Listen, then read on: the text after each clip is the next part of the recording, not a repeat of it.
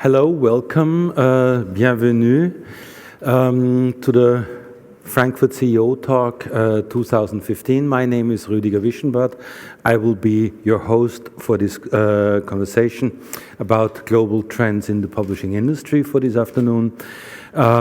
We are the basis, the starting point of this CEO Talk is, as every year, the global ranking of the publishing industry, which is a listing of the 60 largest leading publishing corporations of all sectors: trade, educational, scientific and professional publishing, which is a joint effort initiated by the French magazine Livres Hebdo, together with the other eminent publishing trade magazines, the Bookseller, Buchreport, PublishNews in Brazil, Publishers Weekly, and Bookdao in China.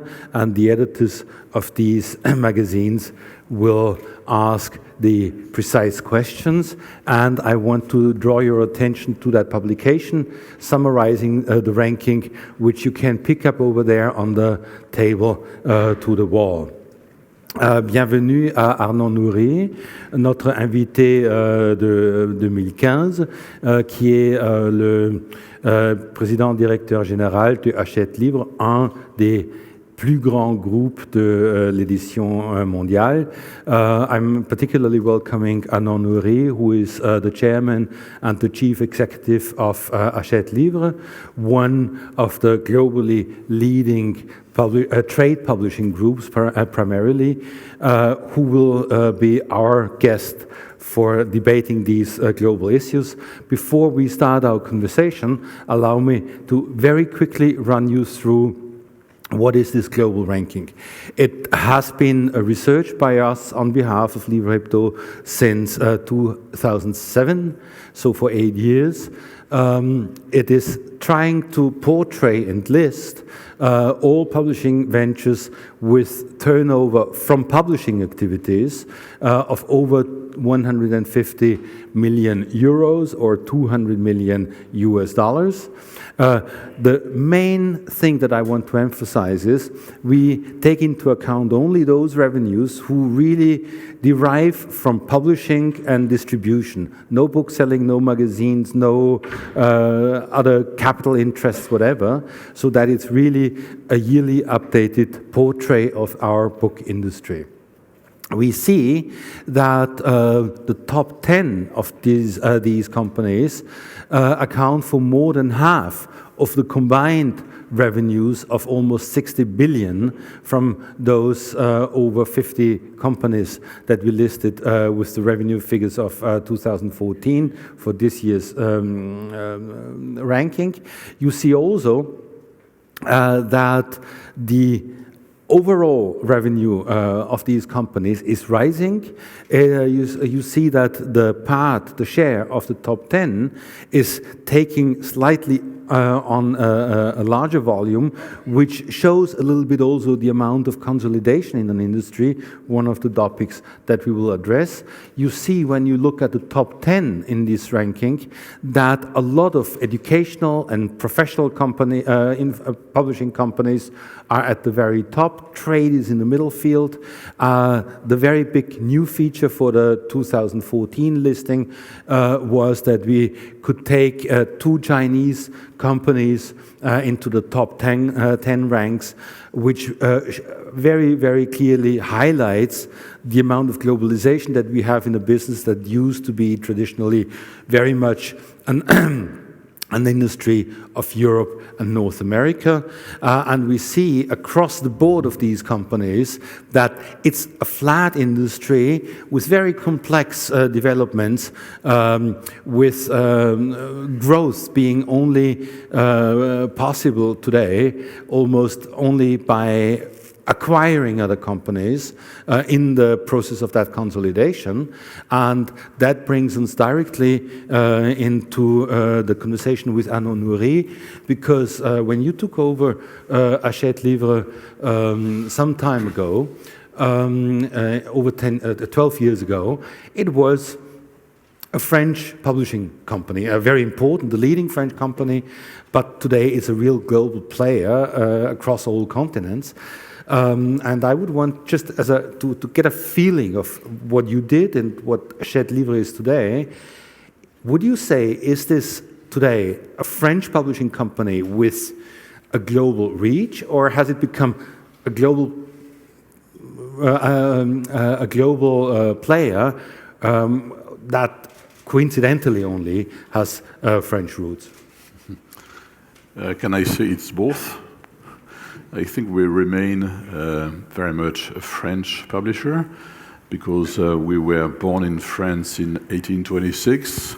I think we are the oldest publishing house still alive, and our roots and the bulk of our sales and profits come from France. And we like to think of us as a French-based company. Now I have to say that we publish more books in English language than in French. So we are certainly one of the most diverse and international companies in publishing. And beyond the English language, we publish in about 10 languages in the world, Spanish being the number 3, and then Russia, Chinese, and other territories. So I like to think of Hachette Livre as both a very old company with French roots and a French way of looking at book publishing, and a very international Anglo-Saxon and Spanish-based company. When you took over as a CEO in 2003, did you expect, did you anticipate that you would really go on the global stage? I have to say that when I took the job, it was a bit of a surprise to me. I was not entirely prepared to that big change. I was running a textbook division within Hachette, and at that time, Hachette was kind of 85% France and 15% abroad.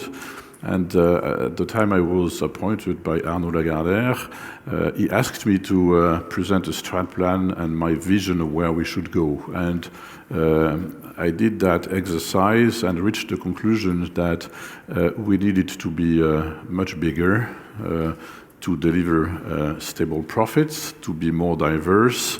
And as we could not grow in France much because the European Commission was already scrutinizing the potential acquisition of Vivendi by Hachette or by Lagardère, it was clear that the growth would come from investing abroad.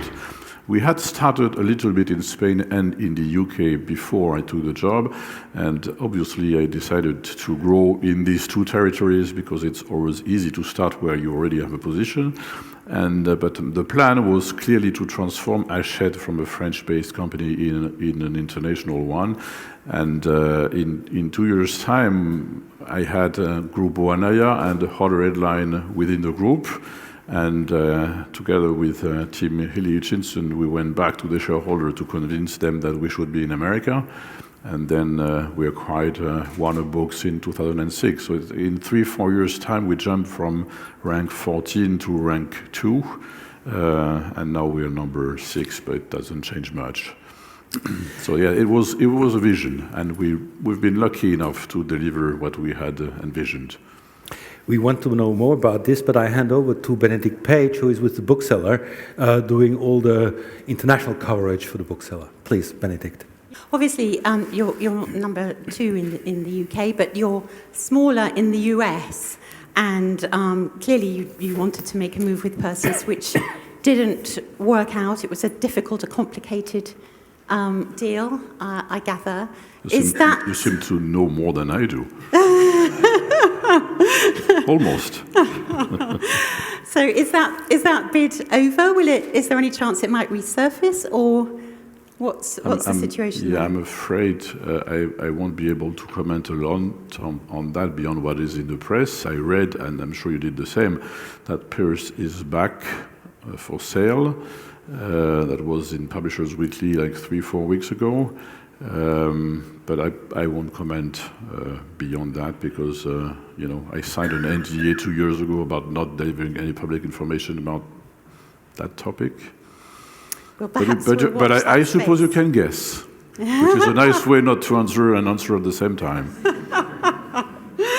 Yes, indeed. But you've spoken about sort of medium-sized acquisitions. So do you think obviously there's been these big shifts in the market. Do you think there is scope for another major shift? Consolidation is clearly the direction that the industry is taking. Do you foresee another major shift of the kind that perhaps we saw along the same lines as the Penguin Random House? Frankly, my guess is that it's not going to happen within the next 2 or 3 years. I may be wrong.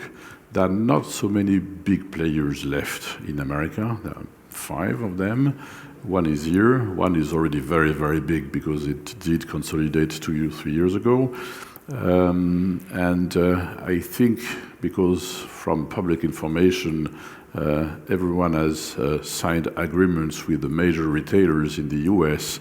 There is a kind of a period of tranquility that could quiet down a bit the process of mergers.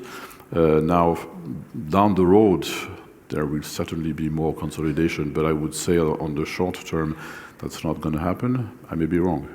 So we get a brief respite, perhaps. Yes. So could you give an indication of what areas of the business you've talked about wanting diversity in the business? Could you give an indication of what areas you think are perhaps ripe for growth, maybe in education or? Well, if you compare Hachette Livre with most major groups listed in your ranking, we are kind of a strange animal because we do trade and education and partworks and distribution for third party, and we like to think of us as being that diverse. Now, there are exceptions. We don't want to be in education in the USA because it's a huge market. There are only 3 big players, and I have no intention to try to acquire one of these. I don't think we need to be in American education. But beyond that kind of exclusion, we would like to grow in education in the UK. We did some acquisitions like Rising Star and others in the UK, and we are very happy to have done that. If there are other opportunities, we will be seriously interested in. Trade almost everywhere around the world, and to be more specific, in America we are a fabulously successful publisher of commercial fiction. We could certainly be stronger in non-fiction, and that's an area where at the time we were looking at it, Perseus was a very good fit. But the same in the UK, we are extremely strong in fiction, commercial fiction. We could strengthen our portfolio of imprints in non-fiction. In France, we are very strong on the literary side of fiction. We could be more commercial. So there are always areas on a country-by-country basis where we could grow. In Spain, we do very little in pure trade fiction. I would love my Spanish colleagues to invest in trade. We are very good in children publishing, not as strong as I would like us to be in Spanish language in adult trade publishing. So there are lots of opportunities, and we'll be active. Okay. Thank you, Benedict. You already started to discuss some developments on the American market, which was also the one territory where some of the really striking controversies in this industry took place. And therefore I ask Andrew Albanese of Publishers Weekly to ask for some of these details. Thank you, Rüdiger, and thank you, Mr. Nourry, for making time for us today. Yes, I've been tasked with a group by asking about ebooks in North America and a little bit about a company called Amazon. You may have heard of them. Well, let me ask you about prices of ebooks in North America. Are you satisfied where the prices are now? Are you happy with the agency model? I'm very happy with the agency model. Am I happy with the prices? I think we are, we had a 2 years period of kind of a bubble where we did set the prices, and then the retailers were playing with deep promotions, deep discounting, and you could find the Donut Hart book at 99 pence, which certainly for the consumer is fantastic, and that's gone. Now we decide the prices, and we have to learn about segment by segment, genre by genre, what is the price point that the consumer is willing to pay, what is the optimum for our authors, and so it's not going to be one single price. It's not all at $14.99. It's not all at $9.99. We need to learn, and we are in the process of learning. But in America, I think 80% of our catalog is sold below $10. So we are not in the game of putting all the prices at $14.99. That's not the vision we have. The prices will be diverse, there will be promotions, but we're going to keep our hands on all that pricing strategy, which I think is instrumental in the future of the industry. So ebooks in the US have hit a bit of a slowdown, even a bit of decline recently. I'm wondering what your thoughts are on the decline in ebook sales, and if maybe price is playing a factor in that at all? There is not a decline in book sales, but in ebook sales. Excuse me, in ebooks, at the same time, the print is, and that's interesting, showing a trend toward growth that I think we all like. So I didn't mean to ask about ebooks. I think I would love to have access to all the data that Amazon, Kobo, and Nook have. I'm afraid they don't share that very easily, so I have to kind of guess or study. We've reached the conclusion that the ebook market so far has been an e-ink based business only, almost, with the exception of the iPad. And e-ink devices have been sold to heavy readers, not geeks, not digital natives, but people who read lots of books on the basis that they invest $90 for the device and they're going to save $10 per book. And if they buy 10 or 20 books per year, there is a kind of a payback. And certainly the usage of the device is quite nice. What's happening now is that population is saturated. There is no growth potential in the heavy reading population for e-ink devices. And in fact, the e-ink devices sold number is declining because there is no way, and people don't read more. They perhaps read slightly less when they have the device. So that's why there is a plateau, and perhaps the fact that prices are a bit going up, have gone up in the last 9 months in the US explains why after the plateau there is a slight decline. I guess the same will happen in the UK. And what's interesting is that the only two countries who have gone digital quite wild are the US and the UK, and perhaps Australia. If you go to continental Europe, you don't see these figures, the 25% penetration. You have 2 or 3% in France. I think it is 7% in this country, or 6, I don't know. And if you think of what I said earlier about why it did penetrate in the UK and in the US, in continental Europe, no retailer has been able to offer a device and a huge discount on the content. And perhaps that's why it's not been adopted yet.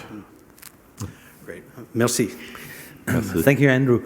You mentioned all the differences between the American markets and the English language markets, and Europe and France will be covered by Fabrice Piot, the editor-in-chief of Livres Hebdo. Arnaud, with the digital changes in the industry are also coming some attempts from some big companies and many people actually, even in politics and so on, to change the rules of the copyrights. And we can feel these attempts in the negotiations between Europe and America, the trade negotiations.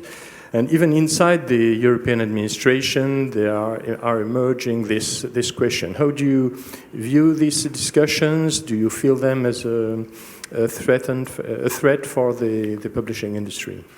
It's the first time I talk to you in English, Fabrice, but this is another way to answer it. I'm a French publisher. I'm no longer. Look at that. Anyway, that's a real concern. We talk a lot about Amazon and these battles we have, but we've always been in the business of negotiating with Fnac, with Waterstone, with W.H. Smith or Barnes. So it changes a bit when it is with Amazon because they are much bigger and it can last for long. But the biggest concern I have as we speak is what is going on at the European level and their naive desire of creating what they call a unified digital market.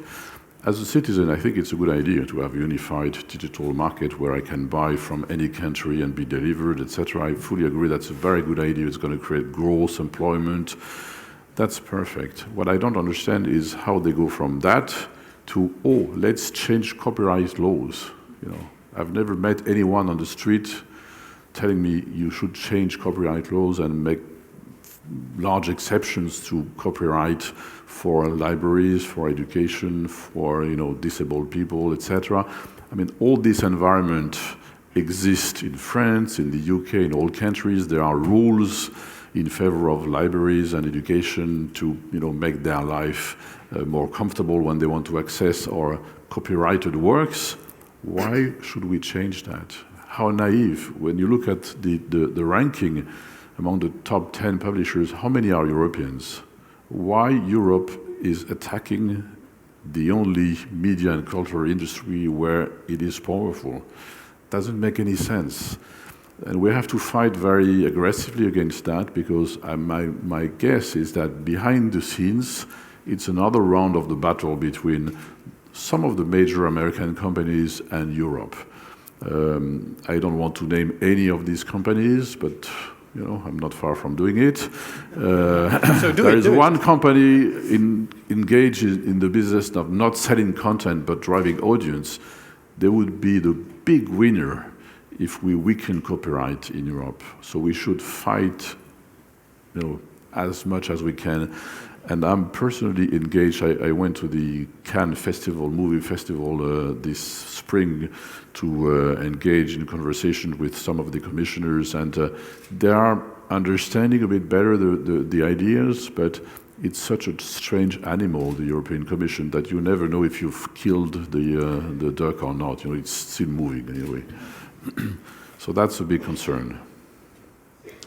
Print books still represents nearly 90% of the turnover of your group, so it's still an important part, and you've shown how you are defending this part of the market. You are not the most enthusiast with the digital books, it seems, but you've been facing on the print. The print market have been facing all the collapse of the chains and bookstores in several countries, Borders in United States, the Red Group in Australia, or Virgin and Chapitre in France. Do you think there is a future for the brick-and-mortar retail, book retail, and how do you view the future for them? Is it a concern for a group like like yours, which is a lot in the print book activity? Yes, perhaps I should start by commenting on that 10%. It is true that 10% of the sales, the turnover of Hachette Livre is ebooks. That is 200 million euros. That could seem very low compared to my American peers, but in America or in Britain, it is 25 or 30%. So I don't think I recognize myself when you say you're not very excited about digital. In America or in England, I'm excited because it's a huge part of our business, and when you look just at commercial fiction, it can be 40%. So I'm very much digital where I need to be digital. But we are invested in education, in partworks, in distribution, and these big chunks of my businesses are not digital at all. So that's why the mix is only 10%. But we are, again, a very, very diverse company. Do I believe there is a future for brick-and-mortar retailers? I think it is. The answer is obvious. There is a bright future. If you look at the situation in America, there is a slightly growing number of booksellers in the last 2 or 3 years. So of course, it went through phases of kind of restructuring with the demise of Borders and some very mass market outlets no longer selling the same range.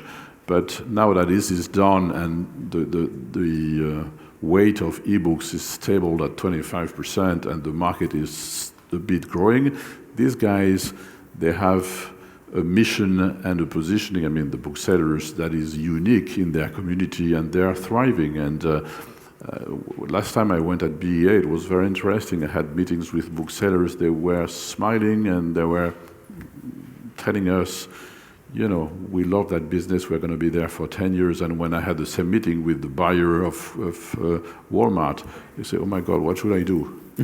Because they compete more against the big discounting chains and online than the booksellers are. And I think with the agency model in ebooks, we're creating an environment where these more traditional brick-and-mortar retailers will thrive, as long as they don't forget that they are businessmen. You know, they should do some CRM. They should, you know, animate their shops and be modern in the way they conceive their positioning, which sometimes in France is not exactly what they do. I have to recognize. French book market, so as German book market, actually is based on the fixed price. But your group seems to be quite healthy in non-fixed price market like America or in the UK. Does your experience in these countries or in these areas in the world change your view about the best economic model for books? No, it did change my brain. I became schizophrenic, that's the only thing. When I'm in France, I think it's the best system, it's the best environment, and then I take the Eurostar to meet with Tim, and I start thinking, well, it's a good system here too. That's it. There is no best. I'm pragmatic. I'm French, so of course I would be slightly inclined to tell you that the environment for more difficult books is much easier in France than it is in the UK or in the US. But as a businessman involved in publishing, I think there are pluses and minuses in both systems, and I don't want to change any of these. Thank you. Thank you, Fabrice. Germany and France are always in a very particular relationship within Europe.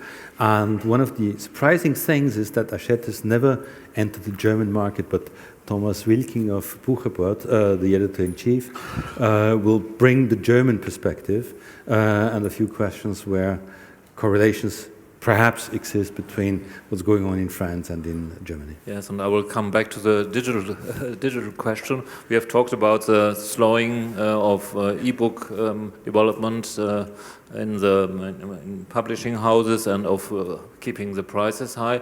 But I would like to talk about the second market. Digitalization has significantly broadened the possibilities of self-publishers to publish their things. What do you think about this second market who is not slowing? Self-publishing? Yes. If I may joke a little bit, I think it's the contrary of my business. It's the contrary of my business. Our business consists in looking at lots of manuscripts or projects and rejecting the bulk of them because we don't want to invest time and money in these manuscripts of projects. And it's always been the case. And 10 years ago, people were rejected by publishers or agents. They would find it quite difficult to self-publish themselves because it would be quite expensive to print 500 copies and put them in the garage for 18 months. And now, because it's digital and almost without any cost, it's very easy for people who have not found their way to traditional publishers to be self-published. And the bulk of self-publishing is that.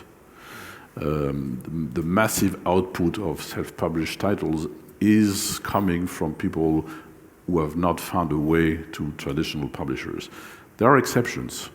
There are a few authors who, by their own logic, think, I want to try to be self-published. Why not? Most of them then come back to traditional publishers after 1, 2, or 3 books because when the market is still 75 print, you need someone to take care of that, and you cannot be self-published and address that audience. And there is another source of exceptions because we publishers, we have talent, but sometimes we're wrong, and sometimes we as a community reject a project like 50 Shades of Grey, and we were all wrong, so it came as a major success through self-publishing. But it happens, 3-4 times a year worldwide on the large basis. Doesn't really change our life. And I have to comment that E.L. James, when she was already successful as a self-published author, she thought I should pick up a traditional publisher, and she went from 500,000 copies sold in E at $1.99 to 75 million copies sold at full price, which means that it's a bit the contrary of my business, right? If you see what I mean. So I don't feel I'm competing against self-publishing. I don't feel it's going to change my business. It's just an opportunity for people who write and don't have access to traditional publishing to get access to an audience or think they will have access to an audience. In most cases, there is no audience for these books. Yes, the big German publishing houses try to integrate this and make a self-publishing department. Random House Munich has just started this. Do you think this is an appropriate strategy? Well, a self-publishing department within a publishing business, there is a kind of a contradiction, I would say, because it's no longer self-published.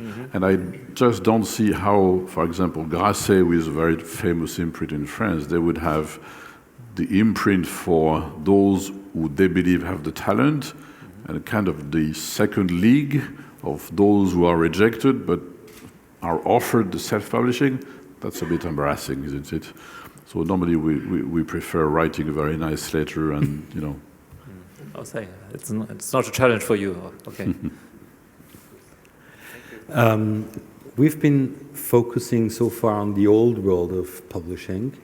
But when I go to your website, when I look to your entire portfolio, you're active around the globe, as we said initially, and that's where we want to look in that last part of the conversation before we are open to a few questions from the floor. You've been active in China, in South America, you mentioned Spain, in Russia.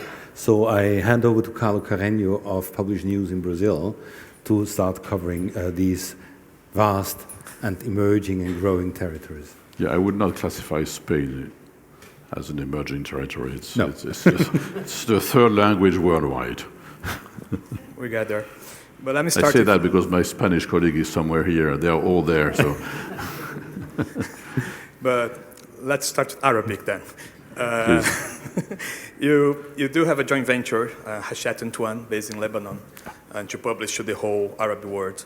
And considering what is going on in the Arab world right now and some countries are in difficulties, what are your expectations in publishing for Hachette to this language? I have to say we have a joint venture in Lebanon with Livres Antoine, and we have a subsidiary in Morocco that's true, yeah. that we Education, own 100%, and that it's a textbook publishers in Arabic language for the local government. So we have 2 feet in that environment. Of course, it's been a bit disappointing for us to not be able to grow the business as we thought 4 or 5 years ago. But Lebanon is a thriving country, not a simple one, but it's a thriving country. And we knew from day one that there would be ups and downs. Now, if you take a long view, the Arabic language, although it's not one language, it has its specificities. It is, several 100 million people speaking the language.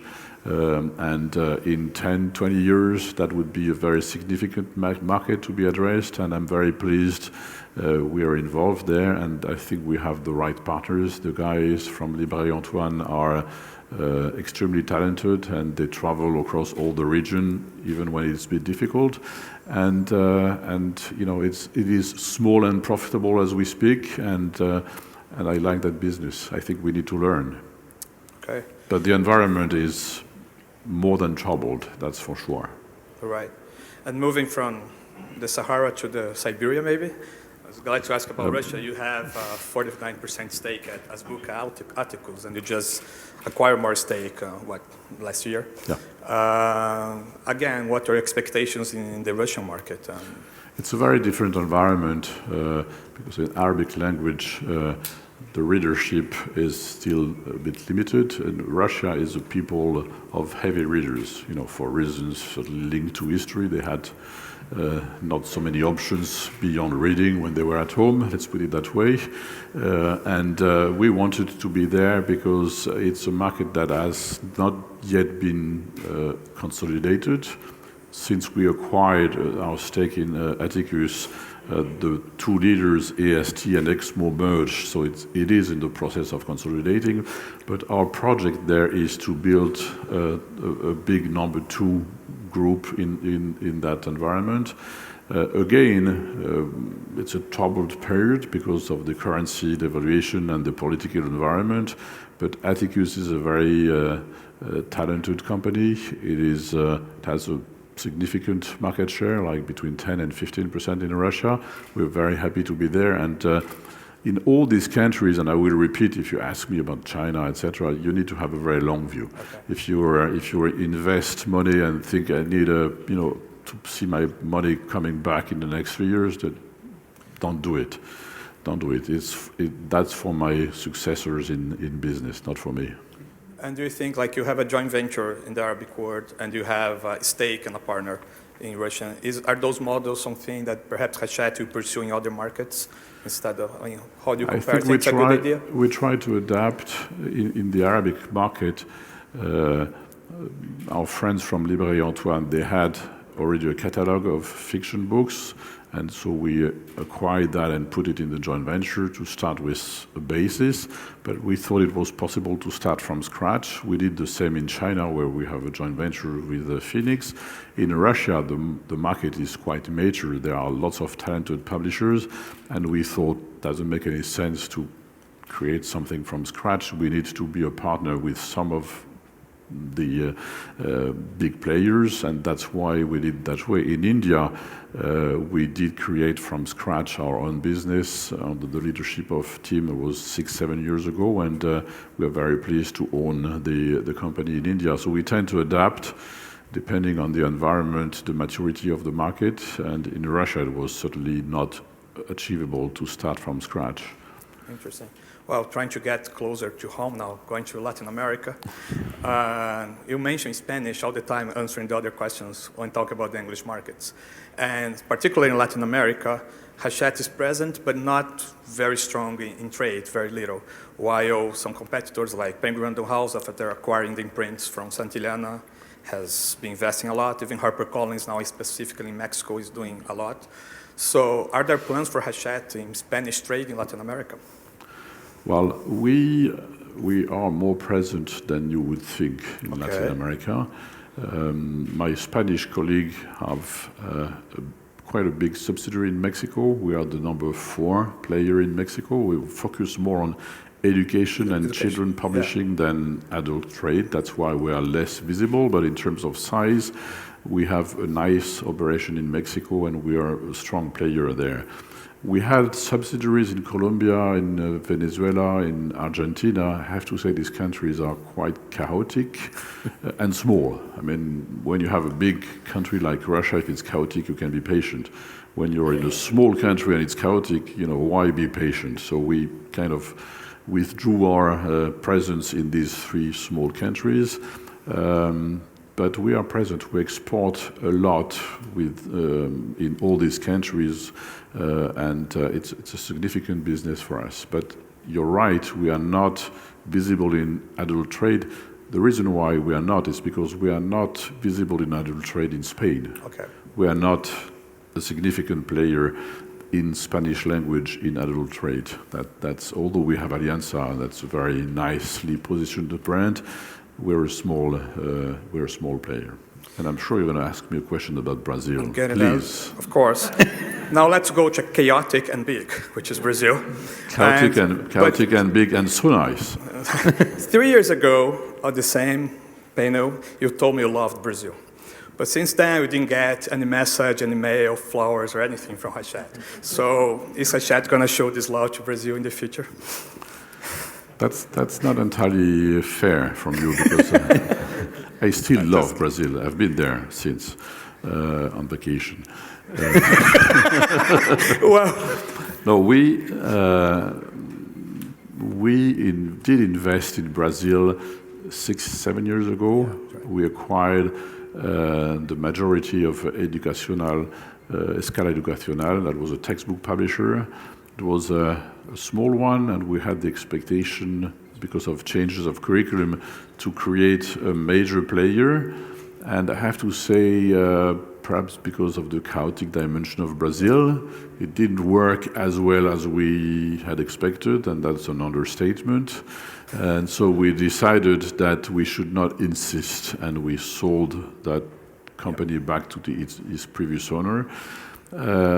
I deeply regret that, because I think Brazil is one of the most attractive markets for books. The Brazilian market is like 2/3 educational and 1/3 trade. That's why we wanted to start with education. If I think of Hachette in 3 years or 5 years, I mean, before I retire, we will be in Brazil. Okay. That's really, by any means, a joint venture, a partnership, because that's a language and a country where there is a significant potential for consolidation, for increasing readership, and we want to be there. Before I hand over to the audience, I have one last question. We did not address a completely different kind of publishers, independent, smaller ones. That's also an announcement. I hope you come back tomorrow, because we have a second conversation with two independent publishers from Brazil, Marcos Pereira, and from the United Kingdom, Andrew Wilkins from Profile Books. Are independents, small companies, just possible prey for you to take over, or do they have a significant role in your concept of diversity? I think it is in the essence of our business that exist both major groups with international reach and local publishers of various sizes. If you look at the French market and at trade fiction, when you add the market shares of all the big ones, it's 50%, which means that there is 50% in the hands of people that I cannot name. Well, I can name a few of them, but and talent, which is key in our business, is not located in groups. There is no reason why it can emerge anywhere. The cost of creating a fiction business in most countries or in France is extremely low. So every year there are new imprints, there are new projects, and there will be. So we don't think of independent publishers being a prey or being potential acquisitions at all. At all. I think the market has to remain extremely diverse. And one of our business is to do sales and distribution for independent publishers.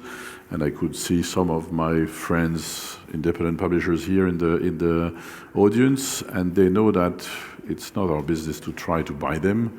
We like when they develop. We like even when they poach some of our authors. We like a bit less, but they do it. And that's the game we're in. So it has to remain as diverse as possible. Because books are books. It's culture, it's education, and it does not go very well along with only 2 or 3 major organizations. It's not the music industry. We are open for questions. There is a microphone. Jenny, yes. Please, raise your hand. No questions. Oh, yeah.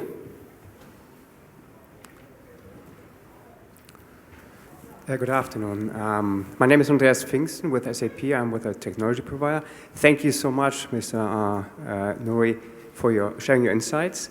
Quick question on digital economy. I've been to 2 or 3 sessions today, and would like to get your view on that. One of a key characteristic of a digital economy is direct connection to the end consumer. And was wondering whether you share the same opinion of one of your peers from Random House, who said, I think 2 years ago, I don't care who sells my books, but I care who's reading my books. And we would like to get more engaged with these people, with the readers, with the end consumers? That's a very interesting question. Thank you very much. I would not make mine the statement from that person from Random House, because I care about both. I would not say I don't care about to whom I sell my books, because they are instrumental in the success of my books, retailers or online retailers, particularly when it comes to new voices. We've not invented a better way to transform a new author into a success than traditional brick-and-mortar retailers. So I care a lot about that.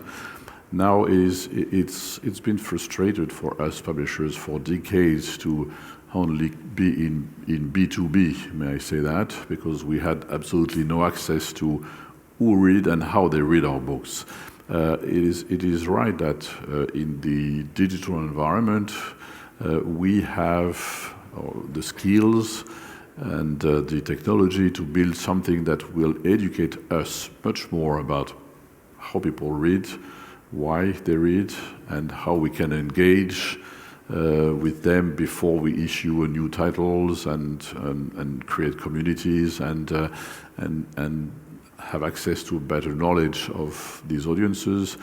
That's a fabulous opportunity, and we're in the process within the Hachette in most territories of building the infrastructure, the talent to have that CRM dimension associated with our business.